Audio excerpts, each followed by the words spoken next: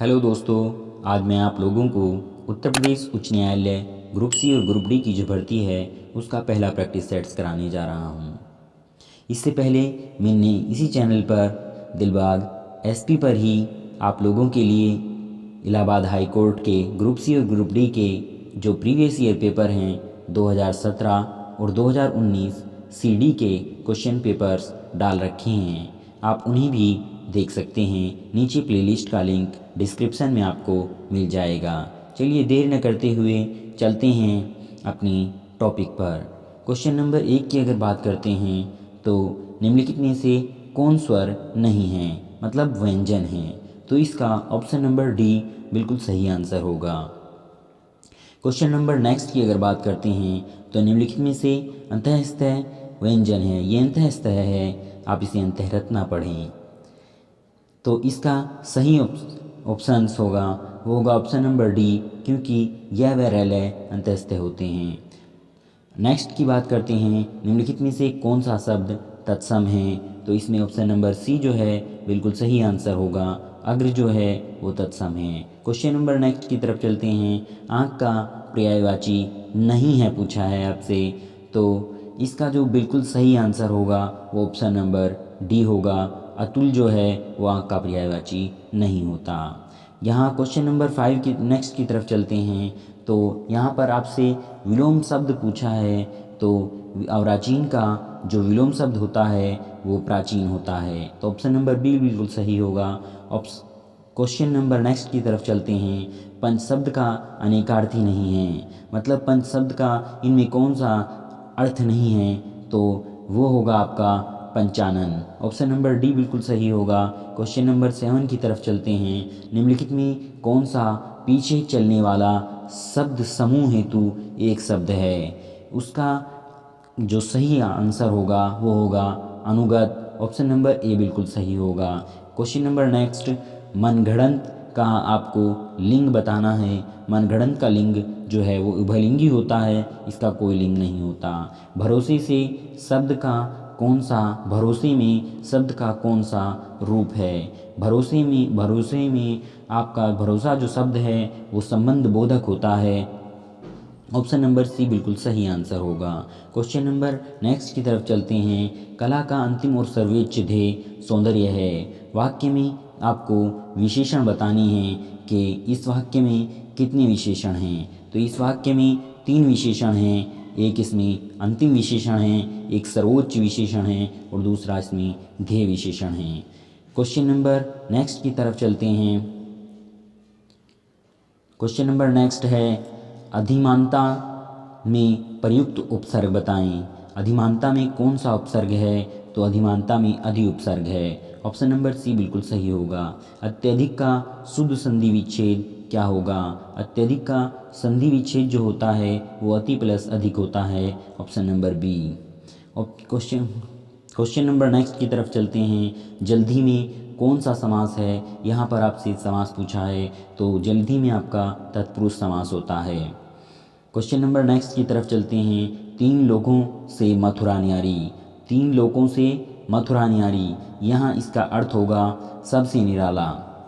मतलब जहाँ भी इस प्रकार का मुहावरा मिले तो उसका मतलब होता है सबसे निराला। क्वेश्चन नंबर नेक्स्ट की तरफ चलते हैं। करुण रस का स्थायी भाव क्या होता है, करुण रस का स्थायी भाव शोक होता है। Option number B. Question number next की तरफ चलते हैं। प्रत्यक्ष के द्वारा अप्रत्यक्ष का चमत्कार पूर्वक वर्णन किस अलंकार, अप्रत्यक्ष का चमत्कार पूर्वक वर्णन किस अलंकार में किया जाता है, तो ये अनुमान अलंकार में होता है। क्वेश्चन नंबर नेक्स्ट की तरफ चलते हैं। तो ये है कौन सा शुद्ध है, मतलब इनमें आपको वर्तनी बतानी है, तो इसमें विदुषी सबसे शुद्ध है। क्वेश्चन नंबर नेक्स्ट की तरफ चलते हैं। निम्नलिखित में कौन सा शब्द गो का अर्थ नहीं है, गो का अर्थ नहीं है, तो इसमें गज जो है वो गो का अर्थ नहीं होता है। क्वेश्चन नंबर नेक्स्ट की तरफ चलते हैं। उसका हृदय इतना कोमल है कि मित्र तो क्या वह अपने डैश को भी चोट नहीं पहुंचा सकता, तो इसका सही ऑप्शन जो होगा वो होगा ऑप्शन नंबर ए शत्रु। क्वेश्चन नंबर नेक्स्ट की तरफ चलते हैं। निम्नलिखित शब्दों में कौन सा तत्सम शब्द नहीं है, मतलब इसे तद्भव पूछा गया है। तो यहाँ पर नि जो है वो तद्भव है, तत्सम नहीं है। ऑप्शन नंबर डी बिल्कुल सही आंसर होगा। नीचे इसमें एक पैराग्राफ दिया गया है, आओ उसे पढ़ लेते हैं। क्योंकि पिछली बार पढ़ा नहीं था तो बच्चे ने कहा कि आप पढ़ भी दिया कीजिए, तो एक बार इसे पढ़ लेते हैं, उसके बाद इसके क्वेश्चन सोल्व करेंगे। विद्यालय समाज की एक ऐसी संस्था है जिसके कुछ सुनिश्चित एवं सुनिर्धारित लक्ष्य होते हैं, जबकि समुदाय का तात्पर्य ऐसे समूह से है जिसमें एक प्रकार के लोग होते हैं। यह एकत्व आर्थिक, सामाजिक, राजनीतिक, धार्मिक या नागरिक गुणों में हो सकता है। कई समुदाय अपने लिए अलग अलग विद्यालय की स्थापना भी कर सकते हैं। अपनी औपचारिक भूमिकाओं के अलावा अन्य भूमिकाओं के निर्वहन में भी विद्यालय समुदाय की सहायता करता है।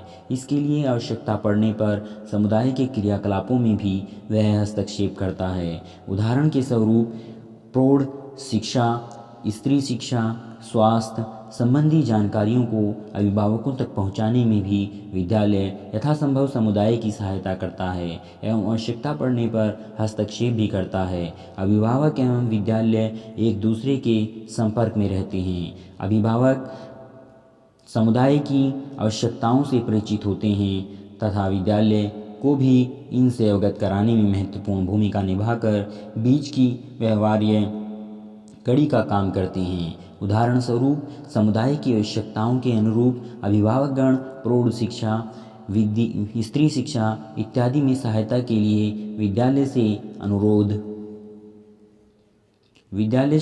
करते हैं। इस तरह में विद्यालय एवं समुदाय के बीच की व्यवहार्य कड़ी हैं। समुदाय के साथ निकट से जुड़कर कार्य करने की स्थिति में विद्यालय अधिक प्रभावशाली हो जाता है। समुदाय और विद्यालय को जोड़ने में समाज के लोगों की भूमिका महत्वपूर्ण होती है। समुदाय के क्रियाकलापों में विद्यालय की भागीदारी होती है। यही कारण है कि विद्यालय के लिए पाठ्यपुस्तक इतना लचीला बनाया जाता है कि उसमें समाज के विभिन्न समुदायों की विशेषताएं स्पष्ट रूप से दिखाई पड़ती हैं। पर्यावरण को स्वच्छ रखने की शिक्षा देने के लिए आवश्यक है कि विद्यालय परिसर को स्वच्छ रखा जाए। जल संरक्षण की शिक्षा के लिए आवश्यक है कि विद्यालय परिसर में भी इनके संरक्षण के नियमों का पालन होता हो। इस तरह समुदाय की वास्तविकताओं को प्रायोगिक रूप से विद्यालय परिसर में प्रयोग कर उसे अधिगम अनुभवों में रूपांतरित किया जा सकता है। चलिए चलते हैं इसके क्वेश्चंस पर। विद्यालय किसके संपर्क में रहता है? नेता, अभिभावक, समाज या ये सभी? तो पैराग्राफ के अनुसार इसका सही आंसर होगा अभिभावकों के संपर्क में। समुदाय और विद्यालय को जोड़ने में किसकी महत्वपूर्ण भूमिका होती है? तो एक बार ऑप्शन देख लेते हैं। राजनीतिक लोग, धार्मिक लोग, सामाजिक लोग या ये सभी? विद्यालय को जोड़ने में सामाजिक लोगों की महत्वपूर्ण भूमिका होती है। क्वेश्चन नंबर नेक्स्ट की तरफ चलते हैं। एक समुदाय में कितने प्रकार के लोग रहते हैं? तो एक समुदाय में एक ही प्रकार के लोग रहते हैं। प्रस्तुत गद्यांश में किसके द्वारा हस्तक्षेप की चर्चा की गई है? तो प्रस्तुत गद्यांश में विद्यालय के द्वारा हस्तक्षेप की चर्चा की गई है। विद्यालय को समुदाय की आवश्यकता से कौन अवगत कराता है? विद्यार्थी, शिक्षक या अभिभावक? तो विद्यालय को समुदाय की आवश्यकता से अभिभावक अवगत कराते हैं। दोस्तों इसी का सेकंड पार्ट होता है इंग्लिश। चलिए इंग्लिश के क्वेश्चंस देख लेते हैं। क्वेश्चन है fill in the blank with the correct option. Politician make many promises but very, अब यहाँ पर स्पेस है, ऑफ देम आर इम्प्लीमेंटेड। तो यहाँ पर जो सही ऑप्शन होगा वो ऑप्शन नंबर ए होगा। Politicians make many promises but very few of them are implemented. Question number next की तरफ चलते हैं। In the following question find out which part of the sentence has an error. There is no error, mark your answer as no mark. मतलब इसमें ये जो sentence दिया हुआ है इसमें आपको कहीं भी एरर है और वो आपको ढूंढना है। तो सेंटेंस है David have been dialing your number since Thursday. तो यहाँ पर जो एरर है वो पहले ही ऑप्शन में है, डेविड हैव बीन में। चलिए नेक्स्ट क्वेश्चन की तरफ चलते हैं। Fill in the blank with the correct option. सही ऑप्शन से यहाँ पर जो ब्लैंक है उसे भरना है। यहाँ पर ब्लैंक है, you tell me the way to the station please. तो यहाँ पर जो सबसे सही मॉडल होगा वो होगा could, option number D. Next question की तरफ चलते हैं। Fill in the blank with the correct preposition. यहाँ पर कौन सा प्रीपोजिशन सबसे सुटेबल होगा ये पूछा है आपसे। There was a small table. अब यहाँ पर ब्लैंक है, the bed on which there was a book. तो यहाँ पर सबसे सही प्रीपोजिशन होगी वो होगी बिसाइड, ये आपकी बिसाइड। तो नेक्स्ट क्वेश्चन है, out of the given option choose the one which is the correct indirect speech of the sentence given below. यहाँ पर आपको इनडायरेक्ट बताना है, इनडायरेक्ट स्पीच बतानी है। आपसे डायरेक्ट दी गई है और आपको इनडायरेक्ट बतानी है। तो ये है आपकी direct speech. Catherine said I was walking along the street. तो इसकी जो सही वो होगी आपकी इनडायरेक्ट स्पीच, वो होगी Catherine said that she had been walking along the street. Option number 20 का बिल्कुल सही होगा। नेक्स्ट क्वेश्चन की तरफ चलते हैं। In changing the following direct speech into indirect speech. Direct speech को इनडायरेक्ट स्पीच में बदलना है। What change is require in the verb eat. Eat में क्या परिवर्तन किया जाएगा जब हम डायरेक्ट और इनडायरेक्ट में बदलेंगे। I never eat fish he explain. तो यहाँ पर जो ईट है इसका ईट्स करना पड़ेगा। ऑप्शन नंबर बी बिल्कुल सही होगा। विच इज़ द करेक्ट स्पेलिंग। आपको इसमें करेक्ट स्पेलिंग बतानी है और यहाँ पर जो करेक्ट स्पेलिंग है बायोकई वो है ऑप्शन नंबर सी। और इसका जो मतलब होता है बायोक का वो होता है टेम्परेरी कैंप फॉर सोल्जर। मतलब जो सोल्जर्स होते हैं उनके लिए टेम्परेरी जो कैंप बनाया जाता है उसे बायोक कहते हैं। Find the correct sentence. आपको करेक्ट सेंटेंस ढूंढना है इसमें से। तो करेक्ट सेंटेंस है he is one of those boys who are wicked. ये बिल्कुल सही सेंटेंस है। ऑप्शन नंबर ए बिल्कुल करेक्ट होगा। क्वेश्चन नंबर नेक्स्ट की तरफ चलते हैं। Find out the correctly punctuated sentence. आपको बिल्कुल सही सेंटेंस बताना है। तो एक बार पढ़ के देख लेते हैं। They invoked god who believed them. They invoked gods who blessed them. They invoked god who blessed them. They invoked gods who blessed them. तो यहाँ पर बिल्कुल सही जो आंसर होगा वो होगा they invoked gods who blessed them. Question number next की तरफ चलते हैं। What is the antonym of insolvent. Insolvent से आपका एंटोनियम पूछा है, मतलब इसका विलोम शब्द। तो यहाँ पर जो इसका विलोम शब्द होगा वो होगा wealthy. Question number next. In the following question find out which part of the sentence has an error. If there is no error mark your answer as no. इसमें कोई एरर है आपको ढूंढना है। India has never attack on any country. तो यहाँ पर जो एरर है वो ऑप्शन नंबर बी में है, तो इसीलिए ऑप्शन नंबर बी बिल्कुल सही आंसर होगा। Fill in the blank with the correct preposition. यहाँ पर आपको बिल्कुल करेक्ट प्रीपोजिशन इसमें फिल करना है। सेंटेंस देखते हैं। The children squealed in delight when they saw all the presents the Christmas tree. तो यहाँ पर जो इसका प्रीपोजिशन आएगा वो आएगा under presents the Christmas tree. Next question की तरफ चलते हैं। Out of the given option choose the one which is correct active voice of the sentence given below. इस सेंटेंस में आपको एक्टिव वॉइस के बारे में बात करी गई है। आइए क्वेश्चन देख लेते हैं। His property was agreed to be disposed of by him. तो यहाँ पर जो इसका सही एंटोनियम होगा वो होगा he agreed to dispose of his property. Next देखते हैं। Out of the given option choose the one which is the correct indirect speech of sentence given below. यहाँ पर आपसे इनडायरेक्ट स्पीच पूछी गई है। Alexa said I will be in Geneva on Monday. तो यहाँ पर सही ऑप्शन जो होगा, Alexa said that he would be in Geneva on Monday. Question number next की तरफ चलते हैं। Choose the grammatically correct sentence out of the given option. यहाँ पर ग्रामेटिकली जो बिल्कुल सही है आपको वो बताना है। He parked his car in front of the bakery, ये बिल्कुल सही होगा। मैं आपको सीधे आंसर इसलिए बता रहा हूँ क्योंकि इससे आपका समय बचेगा, आप पढ़कर खुद भी देख सकते हैं। अगर आप कहेंगे तो मैं आगे से पढ़ना स्टार्ट कर दूंगा। नेक्स्ट देखते हैं question. The line a thing of beauty is a joy for ever has been written by which of the following. ये लाइन किसने लिखी है ये पूछा है, तो यहाँ पर ऑप्शन नंबर बी बिल्कुल सही होगा, John Keats. Point out the active voice of the following sentence. आपको जो सेंटेंस दिया गया है उसका एक्टिव वॉइस बताना है। The notice has been altered, इसका एक्टिव वॉइस जो होगा वो होगा someone has altered this notice. Next question की तरफ चलते हैं। यहाँ पर जो क्वेश्चन है, who wrote some books are to be tested, others to be swallowed and some few to be chewed and digested. इसका जो बिल्कुल सही आंसर होगा वो होगा ऑप्शन नंबर 3, फ्रांसिस बेकन ने ये लिखा है।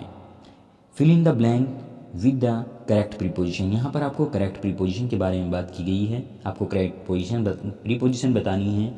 ही किल्ड 2 बर्ड 1 स्टोन, यहाँ पर ब्लैंक है, तो ये जो सेंटेंस होगा he killed 2 bird with 1 stone, यहाँ पर विद जो है वो इसका सही आंसर होगा।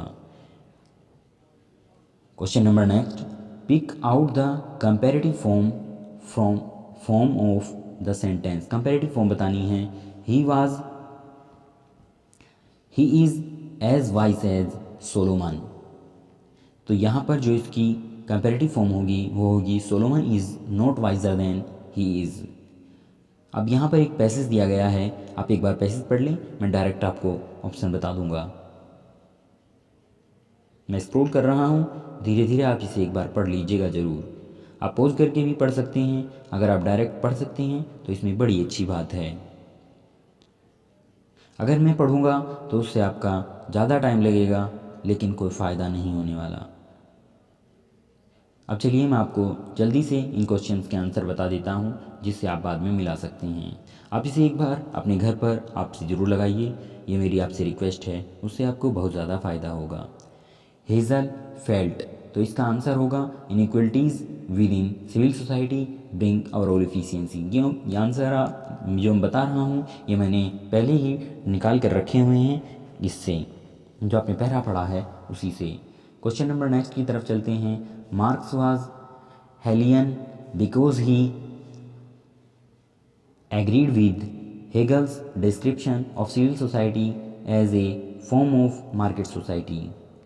क्वेश्चन नंबर नेक्स्ट की तरफ चलते हैं। Marx consider state is bourgeois because civil society is bourgeoistic in its representation. Role of civil society is positive according to, तो यहाँ पर बिल्कुल सही आंसर होगा option number C, Gramsci and Marx. New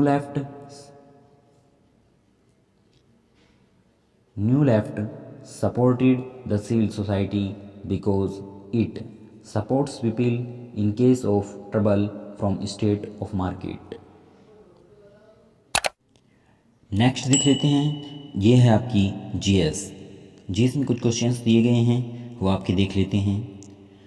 प्रसिद्ध विरूपाक्ष मंदिर कहाँ अवस्थित है? प्रसिद्ध विरूपाक्ष मंदिर जो है वो हम्पी में है और हम्पी कर्नाटक में है। ये विजयनगर साम्राज्य की राजधानी भी थी। मैं आपको कुछ एडिशनल बातें भी बताता जाऊँगा, आप उन्हें ज़रूर सुन लीजिएगा। ज़रूरी नहीं यही क्वेश्चन आए, लेकिन उनसे बाहर नहीं आएगा। बुद्ध को महापरिनिर्वाण कहाँ प्राप्त हुआ था? तो बुद्ध को महापरिनिर्वाण कुशीनगर में प्राप्त हुआ था, और ये जो इन्हें ज्ञान की प्राप्ति हुई थी वो हुई थी बोधगया में। मुगल काल में पुलिस बल के मुखिया को क्या कहा जाता था? तो मुगल काल में पुलिस बल के मुखिया को कोतवाल कहते थे। विजयनगर राज्य किस नदी के किनारे स्थित है? तो ये विजयनगर राज्य तुंगभद्रा नदी के किनारे स्थित है और इसकी राजधानी हम्पी हुआ करती थी।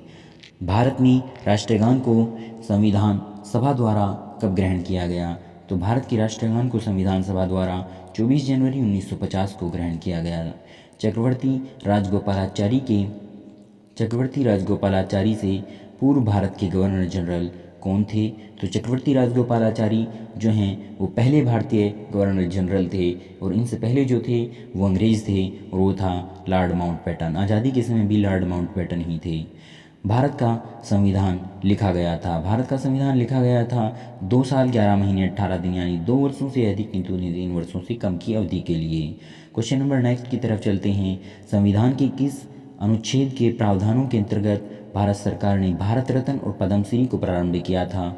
ये आपके अनुच्छेद 18 जो कि उपाधियों के अंश से संबंधित है के तहत किए गए थे।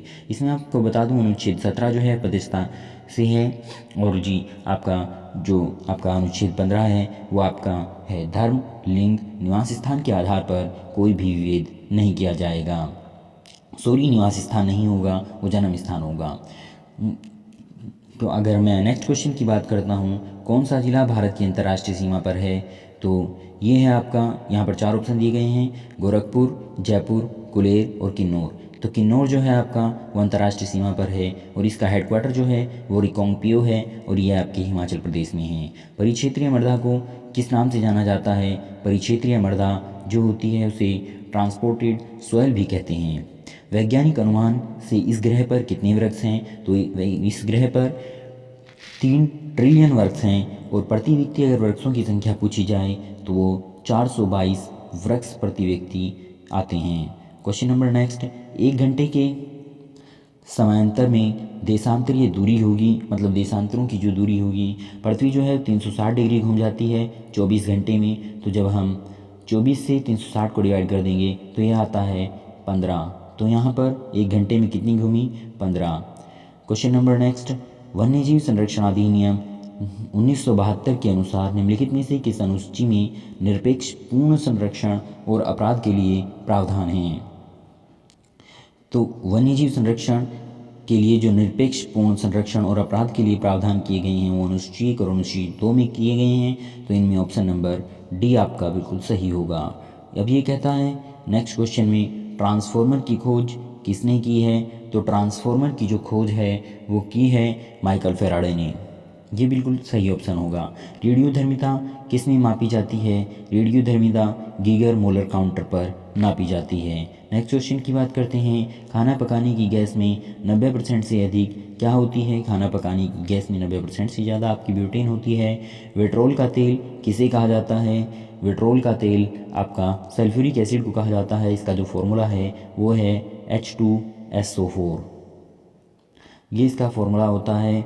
अब नेक्स्ट क्वेश्चन की बात करते हैं तो टाइलिन एंजाइम का संबंध किससे होता है? टाइलिन जो है वो आपकी लार में पाया जाता है। नेक्स्ट क्वेश्चन की बात करते हैं, निम्नलिखित में से कौन सा स्त्रीलिंग हार्मोन्स है? वैसे ऑक्सीटोसिन और एस्ट्रोजन ये दोनों स्त्रीलिंग हार्मोन्स होते हैं, लेकिन यहाँ पर ऑक्सीटोसिन नहीं है तो केवल एक ही है, तो एस्ट्रोजन ही आंसर होगा। अब नेक्स्ट क्वेश्चन में आपसे पूछा है, निम्नलिखित में कौन सी मिश्रित खेती की प्रमुख विशेषता है? मिश्रित खेती में पशुपालन और खेती दोनों साथ साथ चलते हैं। तो ऑप्शन नंबर सी बिल्कुल सही होगा। पशुपालन और फसल उत्पादन एक साथ करना आपका मिश्रित खेती की एक प्रमुख विशेषता है। पूर्ति अपनी मांग का सृजन स्वयं करती है, ये कथन किसका है? पूर्ति अपनी मांग का सृजन स्वयं करती है, ये कथन है जेबीसे का। उत्तर प्रदेश का सबसे कम क्षेत्रफल वाला जनपद कौन सा है? ये आपका नेक्स्ट क्वेश्चन है। और उत्तर प्रदेश का यहाँ पर जो ऑप्शन दिए गए हैं उसमें सबसे कम क्षेत्रफल वाला जिला है संत कबीर रविदास नगर, लेकिन मैं आपको बता देता हूँ हापुड़ जो है वो सबसे कम क्षेत्रफल वाला उत्तर प्रदेश का जिला है। किस राज्य सरकार द्वारा सबसे पहले किसानों के लिए प्रमाणित बीजों पर प्रत्यक्ष हस्तांतरण की सुविधा आरंभ की गई? तो ये सुविधा आरंभ की गई उत्तर प्रदेश सरकार द्वारा। इसमें कुछ गणित के क्वेश्चंस भी हैं, वो भी देख लेते हैं। तो हम सबसे पहला क्वेश्चन लेते हैं, आनंद अपनी आय का 75% खर्च करता है और शेष जमा करता है। यदि उसकी आय में 20% की वृद्धि हो जाती है तो बचत राशि में कितने % की वृद्धि होगी? तो ये राशि 20% होगी जो इसमें दी गई है।